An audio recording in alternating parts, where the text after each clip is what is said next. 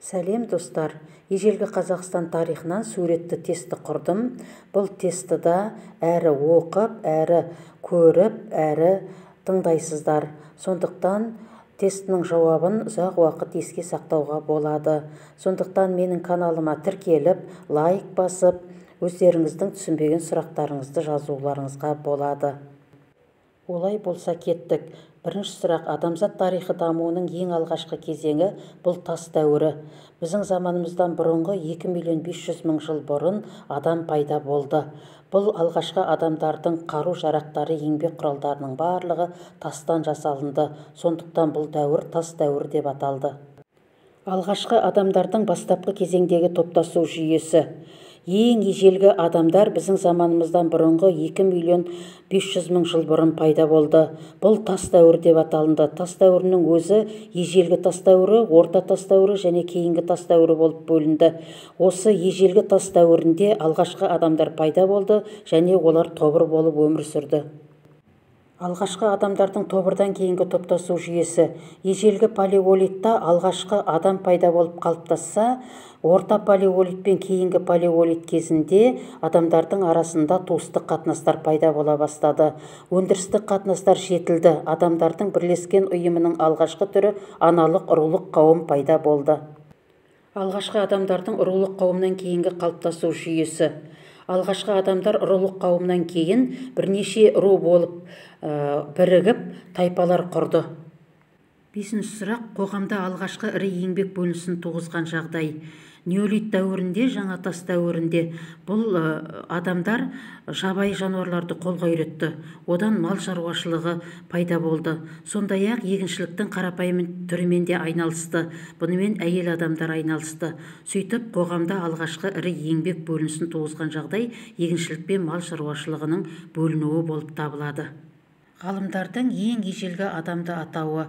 1959-60 жылы Шығыс Африкада Олдубай деген шатқалдан табылған адамдарды епті адам деп атады. Себебі бұл адамдар маймылдан өзгешелігі, қолының икемі бар, еңбек құралдарын өздері жасай білді. Ең ежелгі епті адамның мөлшермен өмір сүрген мерзімі бұл 1.750.000 жыл бұрын. Осы епті адамды австралопитек деп те атайды. Ең ежелгі адамдардың еңбек құралы.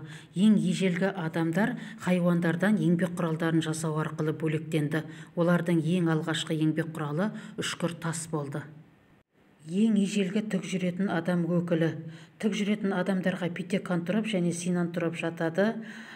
Питекантроп Ява аралынан табылса, синантроп Пекин маңынан табылды. Сондықтан кейде синантропты Қытай адамы деп те атайды. Жауабы синантроп. Жер бетінде бұдан 100 және 35.000 жыл бұрын өмір сүрді. Германияның Неандертал деген үңгірінен 1856 жылы табылған адам саналы адамға жатады. Бұны осы үңгірдің атыменен бұл адамды Неандертал адам деп атады. Жауабы Неандертал. Жер бетінде 40-35.000 жыл бұрын өмір сүрген адам Кроманон адам. Жауабы Кроманон деп аталуының себебі Францияда Кроманон үңгірінен табылған. Бұл адам қазіргі адамға өте ұқсас адамдар. Ежелгі адамдардың ең алғашқы кәсібі. Ежелгі адамдар табиғатпен бетпе-бет келді. Олардың қолында еңбек құралдары, қару-жарақтары болмады.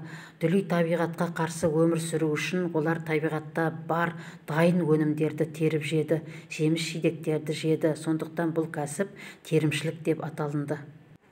Тас дәуірін қамтыған кезең. Тас дәуірі біздің заманымызға дейінгі 2.500.000 жылдан 12.000 жылға дейінгі кезеңді қамтыды. Орта тас дәуірі мезолитті қамтыған кезең. Біздің заманымыздан бұрынғы 12.000 жылдық пен 5.000 жылдықтың аралығы, яғни 7.000 жылдықты қамтиды. Жаңа тас ғасыры неолит қамтитын кезең. Біздің заманымызға дейінгі 5-3 мыңжылдықтың аралығы. Бұл кезде неолит заманында адамдар еңбек құралдарын жақсартты, қыш ыдыстар жасай білді, тігін тікті, кен өндірді. Қазақстан аумағында ең ежелгі адамдардың өмір сүрген аймағы. Бұл оңтүстік Қазақстан. Оңтүстік Қазақстан ежелгі адамдарға өмір сүруге қолайлы болды және археологиялық қазба кезінде осы оңтүстік Қазақстанда ежелгі адамдардың өмір сүрген іздері көптеп табылды. Ежелгі адамдардың тұңғыш баспаналары бұл таудағы үңгірлер болды. Алғашқы адамдардың аулаған аңдары. Ежелгі адамдар ірі жануарларды аулады, соның ішінде мамонтты, бизонды аулаумен айналысты.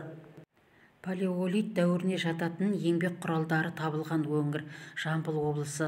Палеолит дәуіріне жататын Бөріқазған және Шабақты деген тұрақтар табылды. Сондай-ақ археологиялық қазба жұмыстарын жүргізген уақытта Жамбыл облысынан 500-ге жуық қашаулар мен үшкір заттар табылды. Ертедегі адамдардың маймылдар мен жануарлардан басты айырмашылығы адамдардың еңбек құралдарын өздері жасай білуі. Достар, сіздерге арнап тағы да видео түсіретін боламын. Егер осы видеом сіздерге ұнаса, сіздерге пайда келсе, білім әкелсе, онда менің каналыма тіркеліп, лайк басып, комментарий жазып кетіңіздер. Сау болыңыздар.